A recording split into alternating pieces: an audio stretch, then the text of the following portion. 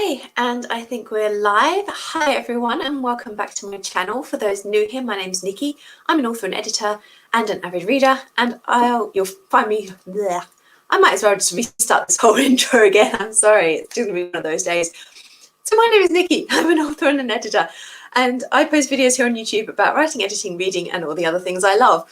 And now I've got my tongue and coordination of speaking in order.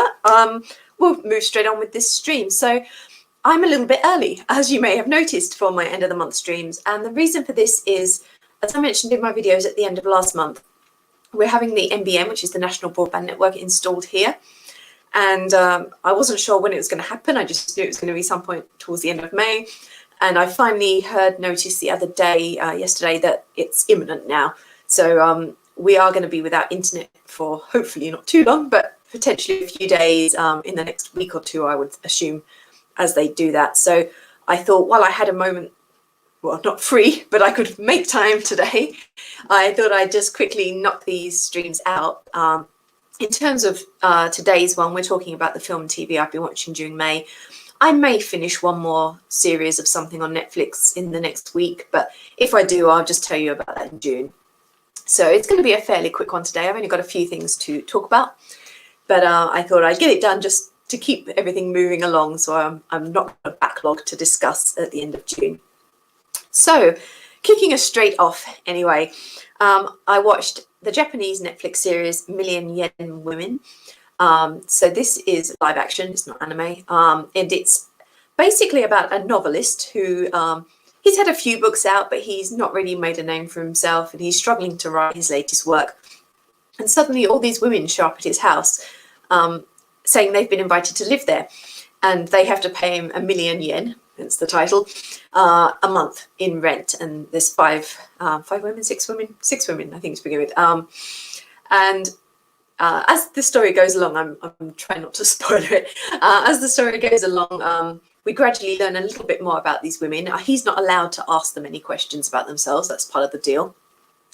And they influence his life and each other's lives as the story progresses. There's a bit of a sort of murder mystery twist that takes place as well.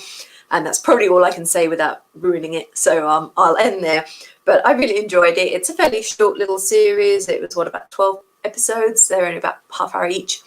So it's a quick watch, but definitely one I recommend if you want something sort of a little bit dark, but also very quirky. Next up, Korean. All the rest of the stuff I watched this month was Korean. I'm still on my Korean drama drive. And the next one we watched was Rugal. This is one I watched with my husband. He doesn't watch all of them with me, but he did get into this one. And it's a bit of a secret agent kind of thing in a way. A young cop comes home one day to find his wife murdered. He is attacked by the murderer, has his eyes put out, and he goes to prison initially for the murder. But he's busted out by a police official who proceeds to give him these AI eyes.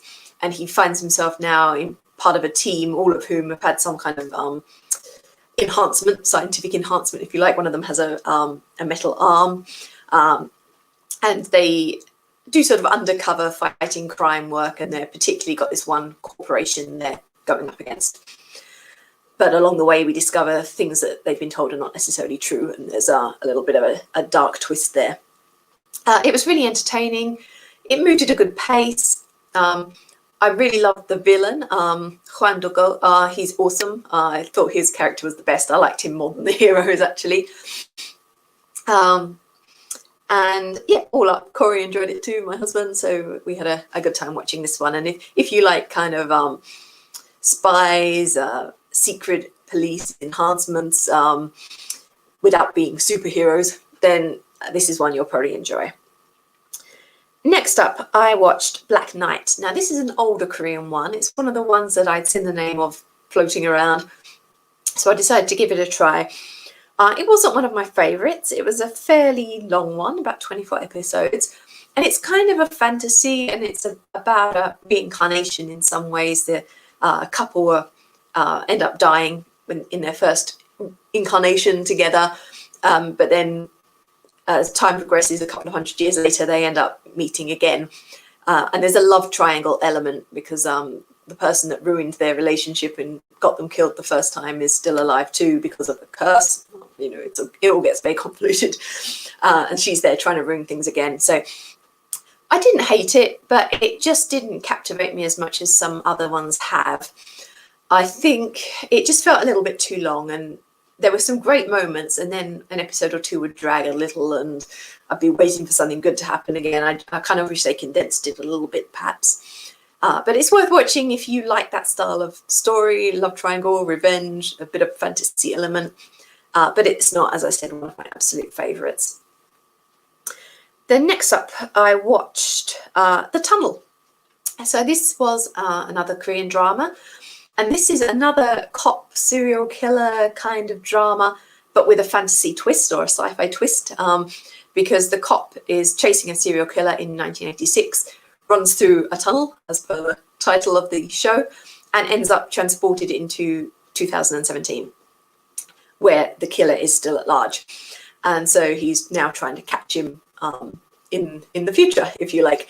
There's a little bit of back and forth in time, some twists with family members, and I thought the twist with the bad guy worked really well until they actually did the reveal. I didn't guess who it was, so that was really nicely handled, well paced, some good performances again. And so if you like those kind of serial killer style catch the bad guy stories with a bit of a speculative fiction twist on it, then I definitely recommend checking out The Tunnel.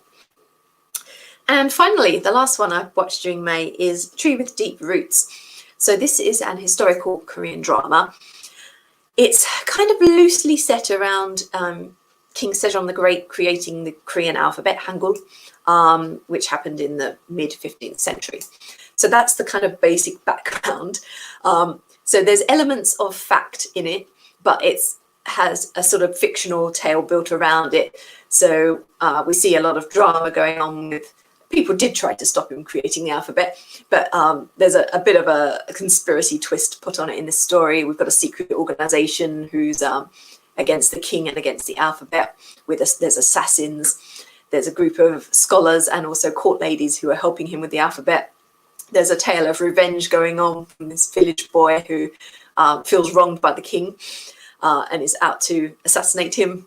So there's all this stuff going on. It's a really brilliant story.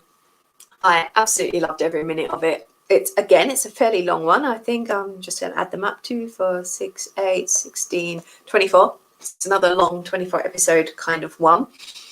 And it didn't feel long. I really enjoyed it. I liked all the characters. I love all that Chosun era attire. It's brilliant. There was plenty of action and adventure, a lot of drama and emotion as well. My favourite character was actually played by my favourite Korean actor, Lee So-hyuk, and he played Yong-pyong, and he was one of the assassins for the bad guys.